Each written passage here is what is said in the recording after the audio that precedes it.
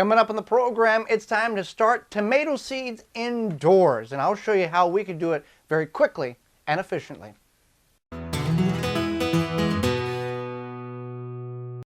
Welcome to the Wisconsin Vegetable Gardener. I'm Joy Baird. It's time to start our tomato seeds indoors. Now you want to do this about 6 to 8 weeks before your last average frost date. Thereabouts to give you a good tomato start before you take it outside, transition it to a hardiness procedure, and then going into the garden. Based on where you're at, you want to go to your favorite search engine, your local university, extension office, find it online, put your zip code in, and that'll tell you what your average last frost date is. Now that doesn't mean if May 1st is your last average frost date, May 2nd you can put the tomatoes in the ground. This is a guideline. You still have to wait until the soil temperature is warm enough, preferably 55 degrees at root zone, so below soil level. Check that with a digital thermometer, and you want to make sure that temperature is consistent because these things are tropical heat-loving plants, so we don't want to go too cold in the soil. And again, you got to harden these off, and you can look at different videos online on how to do such. But we're going to start seeds indoors here. Now we have about 47 different varieties of tomato seeds. We are transitioning our garden to a raised bed. So one bed, which is 4 foot by 16 foot or 64 square feet, will be solely for tomatoes.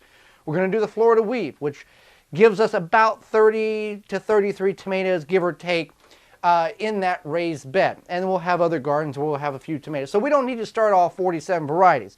We've narrowed it down to 20 varieties, and we're starting them in party cups to begin with here. And I'll show you how to do that. We've just got all-purpose potting soil, slow-release fertilizer. And this is some Mr. Stripey seeds in which we've saved.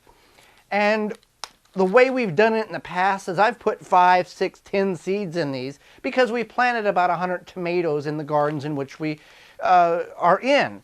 Well, since we're transitioning to a smaller garden layout, we don't need that many tomatoes.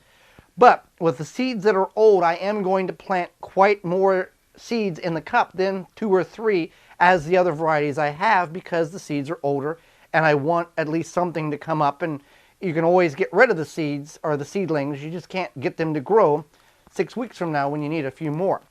So I put them here. Now they've all piled in the center here. What I want to do is I want to distribute them kind of evenly around the cup, simply because if all the seeds are growing and they all come up together, you're going to have to fight a little more aggressively to get them to pull apart at the time we transition them over to their own individual living cell until we take them outside. So that's taken care of.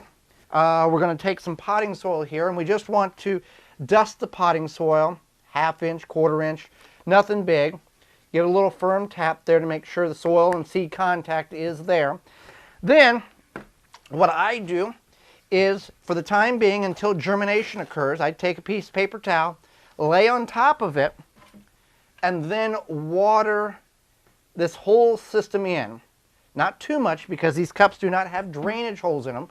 Want the soil to be moist, and this paper towel, we find that it doesn't get moldy.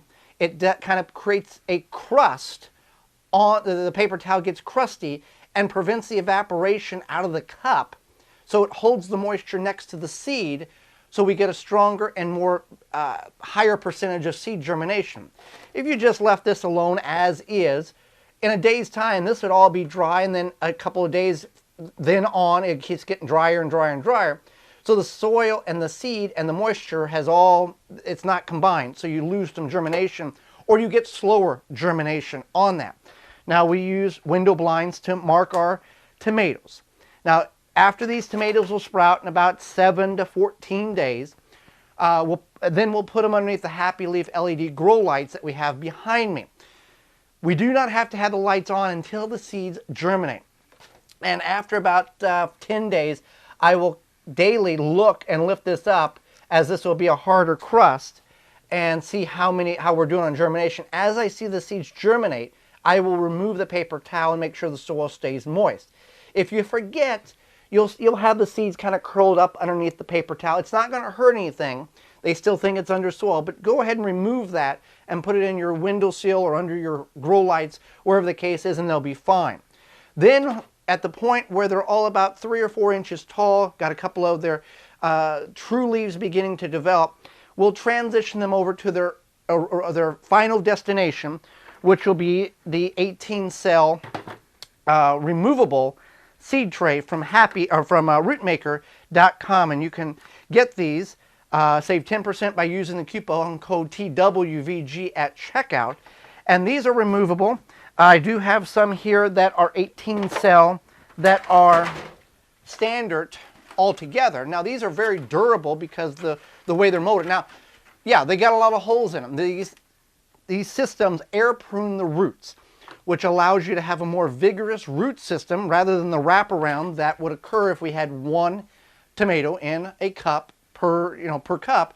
You get that wraparound, and then you're trying to tease the roots out, you snap roots off. With here, you just get a very vigorous root system where you slightly tease the roots as you remove them from the cell, and we find tremendous success because the health and the well-being and the good beginning of a plant is its root system. If it has a poor, undeveloped, sad root system, it's not going to grow very well. So with these, they're removable. So how would you fill one of these? Well, you simply take some moist potting soil and you just pack it in, and then as the tomato seedling is at the size 3-4 inches, I would make a well with my finger, plant the seed, and then finish filling it around, packing this in. And then at the time of planting, you just let these dry out a little bit. You'll see the soil pull away from the side, and that is what happens in any container whenever moisture has been depleted. And then you just squeeze the base here, pull it right out, plant it, easy as can be.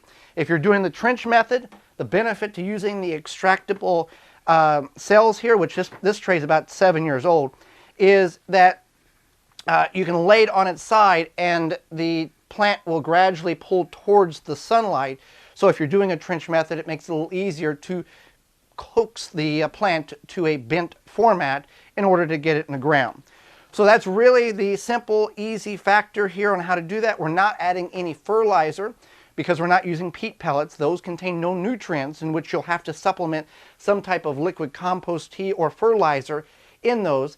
With the potting soil that we have, it does have a slow-release fertilizer, which will feed these plants for the next 6 to 8 weeks before we transition them outside. So what is your favorite type of tomato to grow? Our favorite is the giant white. We find it to be a very sweet tomato, very unique tomato, as it is really a white giant tomato, as well as the cherry or the snowball tomatoes, the white cherry tomatoes as well. Put in the comments below what's your favorite variety of tomato to grow, and how many do you typically grow each year. Thanks for watching. As always, we ask you to subscribe, comment, and share the video. I'm Joy Barrett, and this is the Wisconsin Vegetable Gardener. For more information, please visit thewisconsinvegetablegardener.com.